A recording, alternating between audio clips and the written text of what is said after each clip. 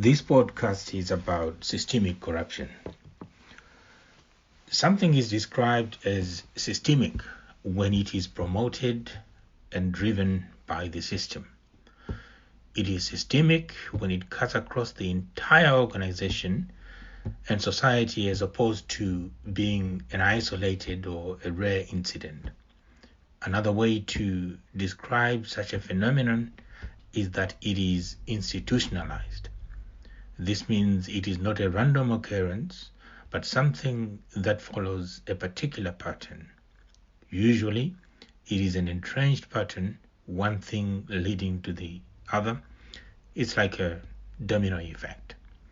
In this way, it can be said, for example, that there is systemic racism or institutionalized discrimination against women or ethnic minorities in an organization or society. Likewise, corruption is often systemic in an organization or society.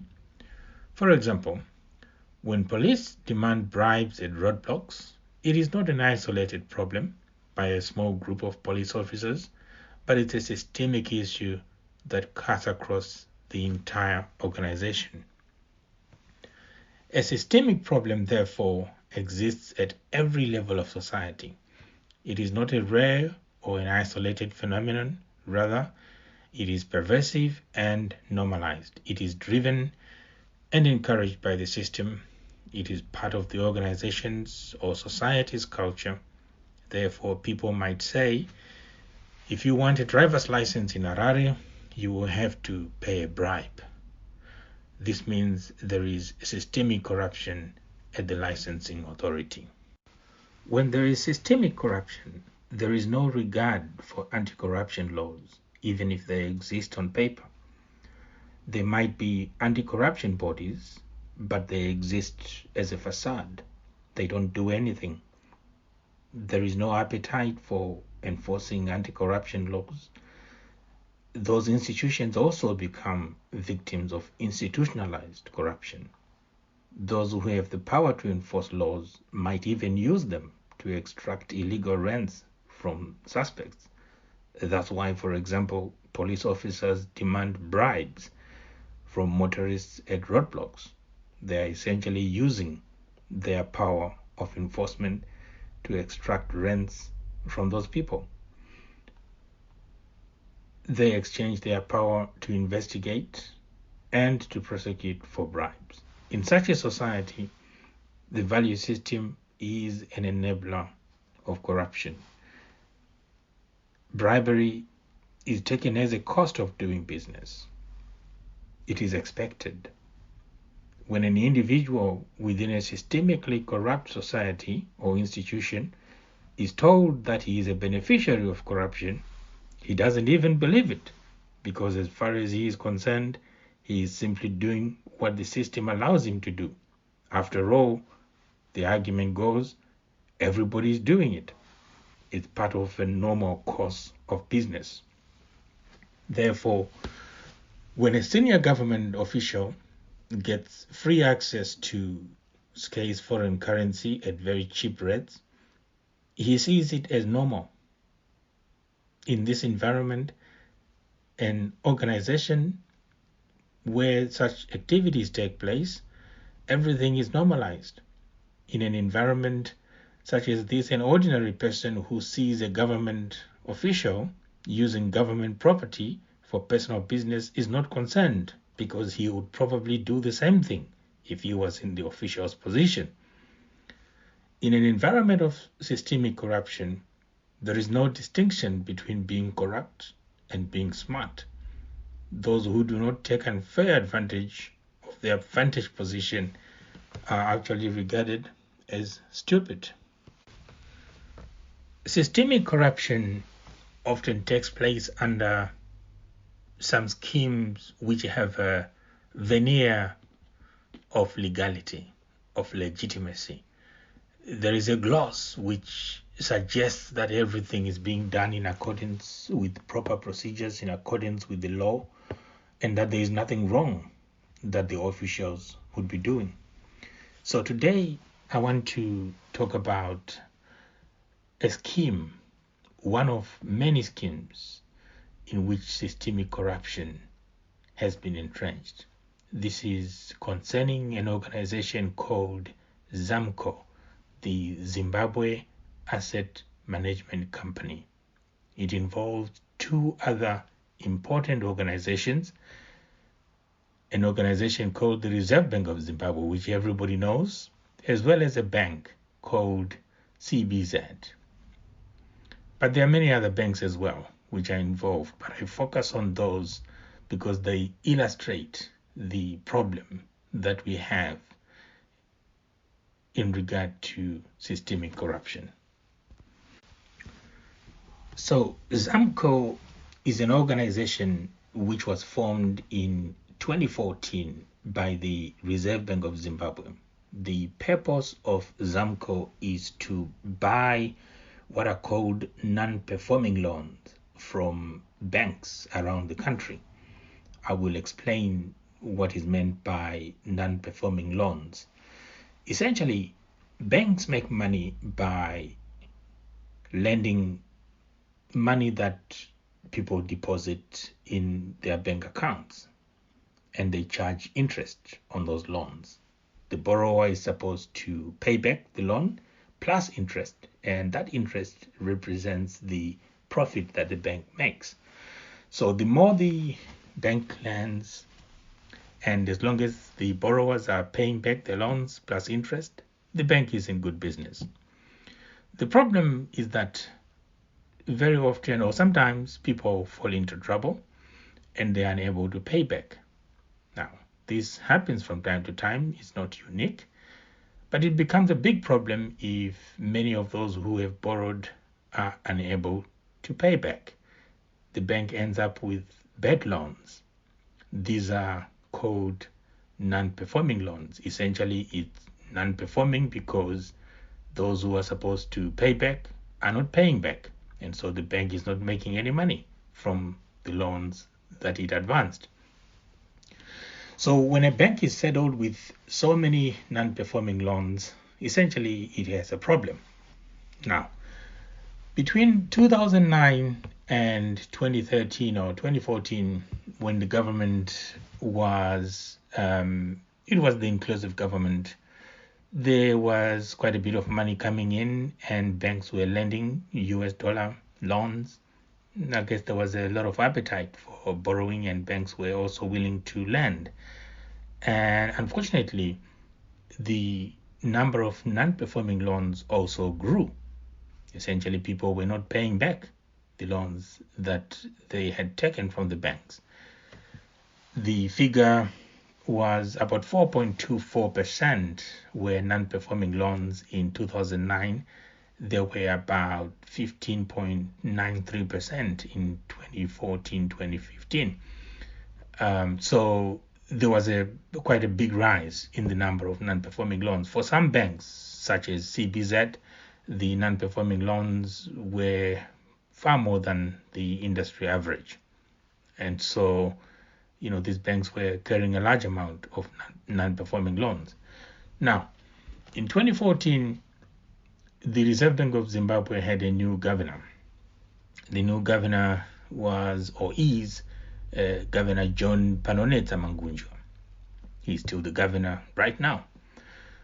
When he was appointed, he created the Reserve Bank created the ZAMCO, Zimbabwe Asset Management Company. The purpose of ZAMCO, as I've already said, was to buy out all those non-performing loans from banks which were willing and prepared to sell them. So it was essentially a relief to the banks which were selling the non-performing loans to ZAMCO. Now, here's the interesting bit.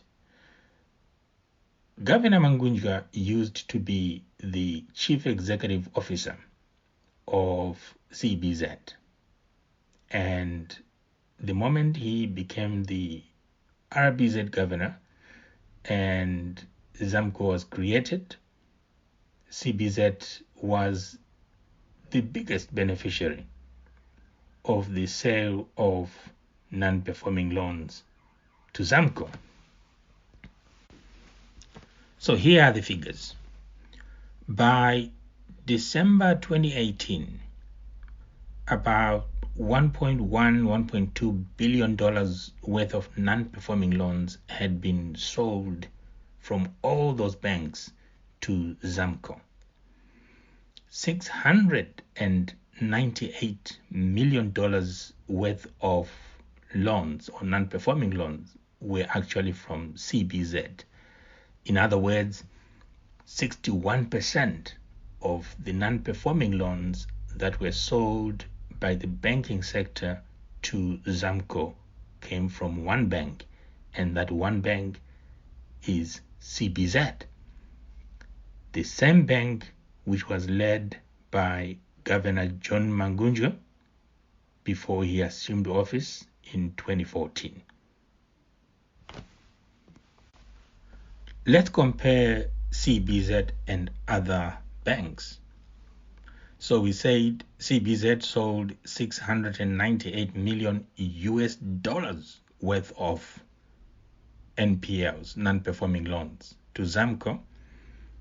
Standard Chartered Bank, by comparison, sold only $1.9 million worth of non-performing loans, just 0.17% of all the non-performing loans sold to ZAMCO. Another example is Stanbic, another merger bank. It sold only $3.3 million worth of non-performing loans, just about 0.29% of the banking sector's non-performing loans. Now, remember, how much did CBZ sell? $698 million. That's 61% of all the non-performing loans in the banking sector. Now you can see who the biggest beneficiary. The second biggest beneficiary of the sale of non-performing loans to ZAMCO was Bank ABC, which sold just 7.07% of all the non-performing loans from the banking industry. You can see the huge difference between CBZ, which is on the number one spot, and the bank on the number two spot, 61% down to 7%. So there's no doubt whatsoever who the biggest beneficiary here is in terms of the banks. Of course, it has to be accepted that the transactions are on a willing buyer, willing seller basis, and all the banks were free to sell their non-performing loans to ZAMCO. But of course, CBZ had a huge chunk of these non-performing loans and was more willing than the rest to sell their non-performing loans. Okay, so let's assume that everything was proper from that point of view. It's important to understand who then is paying for these non-performing loans, because let's look at it this way.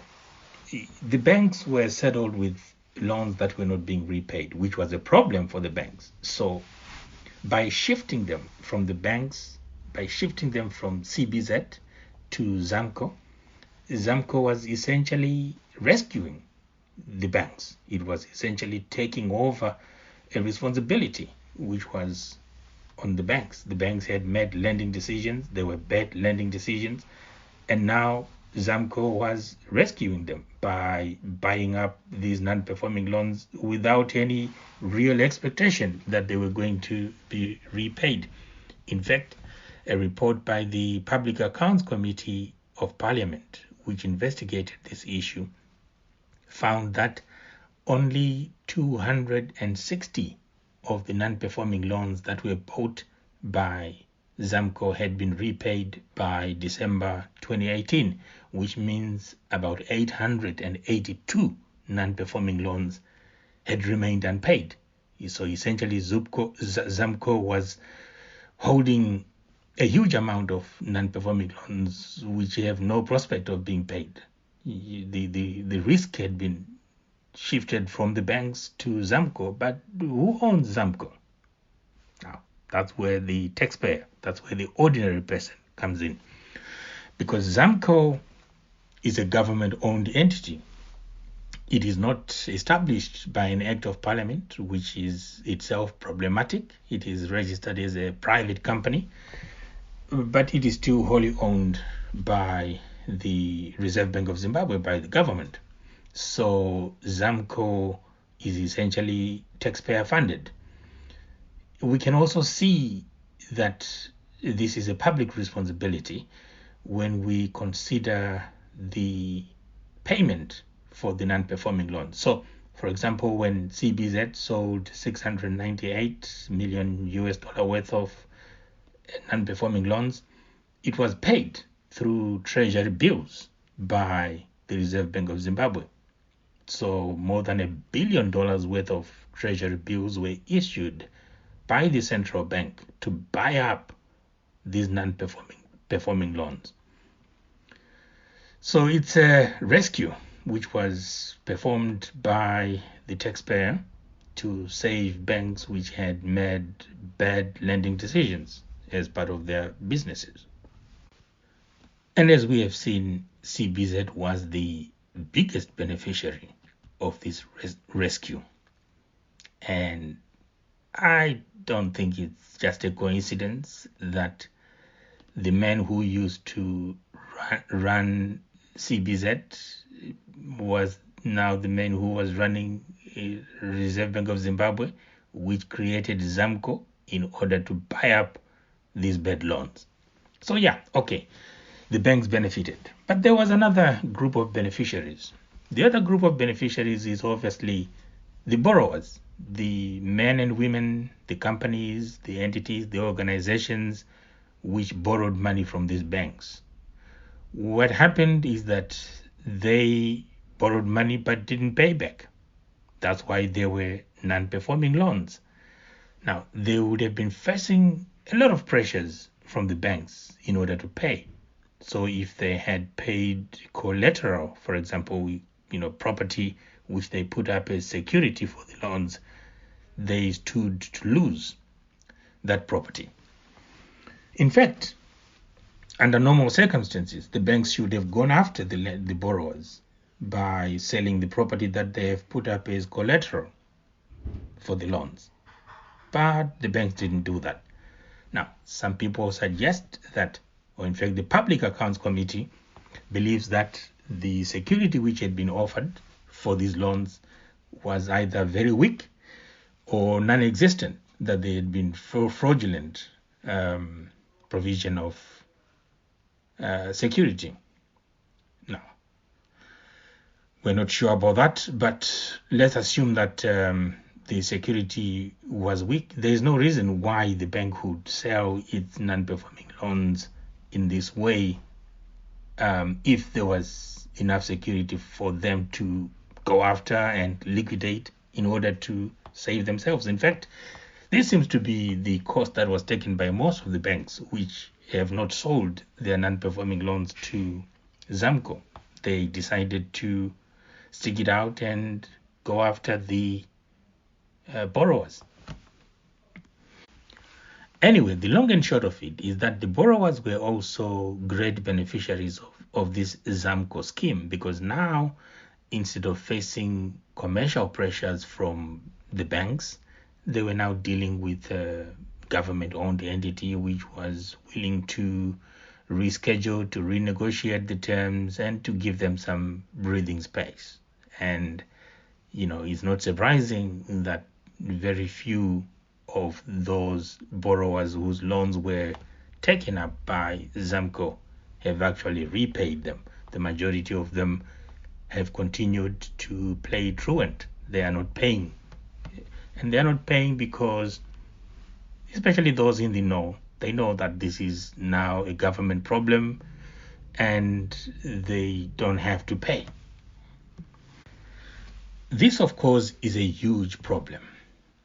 it creates something that is called a moral hazard. A moral hazard is a phenomenon which describes a situation where you allow someone to get away with bad behavior.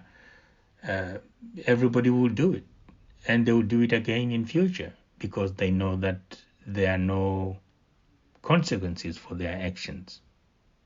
So if you allow someone to steal and you don't do anything about it, they will continue to steal because they realize that nothing is going to happen to them. So in the case of borrowers, if you have a borrower who goes on taking loans and when he doesn't pay back, nothing happens to him, they will continue borrowing in future. They will continue doing the same thing. They will continue taking the same loans, realizing and believing that nothing is going to happen to them. So this is the problem. The problem of ZAMCO coming in to rescue these banks. These banks will continue to lend money in future, knowing that if they have non-performing loans, the government is going to take it over anyway through an institution such as ZAMCO. The borrowers will also continue to behave in the same way, knowing that the government will take over the loans and they will not have to pay back. So this is a problem. So this is why it's important to know the identity of, number one, the banks which benefited from the ZAMCO scheme. Number two, the borrowers who benefited from the ZAMCO scheme. We already know the banks. That is not a problem. That information is widely available. That's why I've been giving you statistics about CBZ and the other banks. What we don't know are the names of the beneficiaries of this scheme. We want to know who are those people who borrowed money from CBZ, who borrowed a total of 698 million, didn't pay back, and that those loans were then sold to ZAMCO. We want to know who ZAMCO rescued. We want to know the $1.2 billion which was used by ZAMCO to pay for those non-performing loans.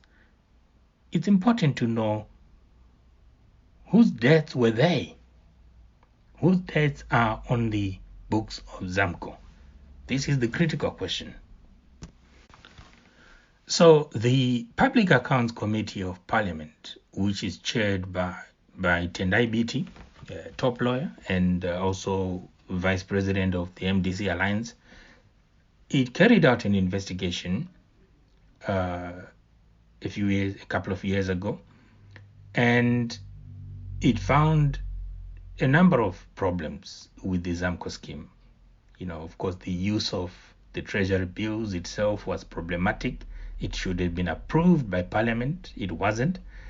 The notion that ZAMCO itself is not established under an Act of Parliament and is very opaque. There are no transparency and accountability mechanisms. That is a huge problem. But more importantly, the Public Accounts Committee had the same question that I'm asking here, which is, who are the borrowers whose loans were taken over by ZAMCO?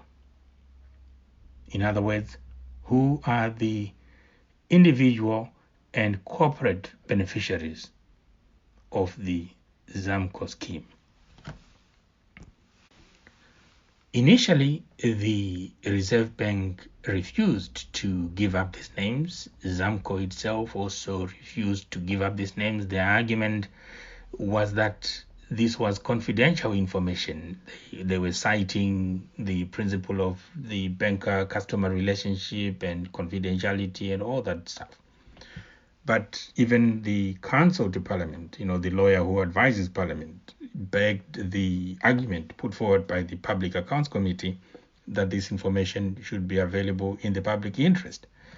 Now, I understand that this information was eventually supplied to Parliament and that the Speaker of Parliament has the list of beneficiaries. But I also understand that the Speaker has decided that this information will not be disclosed because it is not in the public interest, because it contains sensitive information. Now, that's very odd and also very ridiculous. This is a debt that has been taken over by the taxpayer. Surely the taxpayer deserves to know who are they paying for. They deserve to know the identity of persons who benefited from their rescuing efforts. It is not for Parliament, it is not for the RBZ, it is not for ZAMCO to keep this information secret. It is absolutely important. If the government has nothing to hide, then this information should be made public. It should be publicly available. It is important in the interests of transparency. It is important in the interests of good governance. As I have pointed out throughout this podcast, we have a serious problem here in that the individual who was head of the bank that has benefited the most from the ZAMCO scheme is the man who created the ZAMCO scheme when he became the RBZ governor. If anything, he and everybody connected with this scheme owes it to the people of Zimbabwe to explain to them, to give them the list of beneficiaries of this scheme. It's important, it's fundamental in order to avoid impunity. The only way that we can stop corruption is to go after the roots of systemic corruption, to ensure that this culture is nipped in the bud.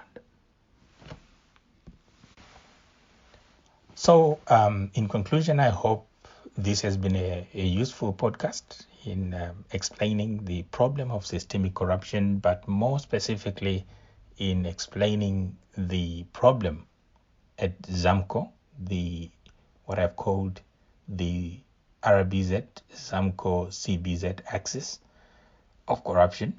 I think it's important to understand and to clear any doubts that people have in relation to this unpacks scheme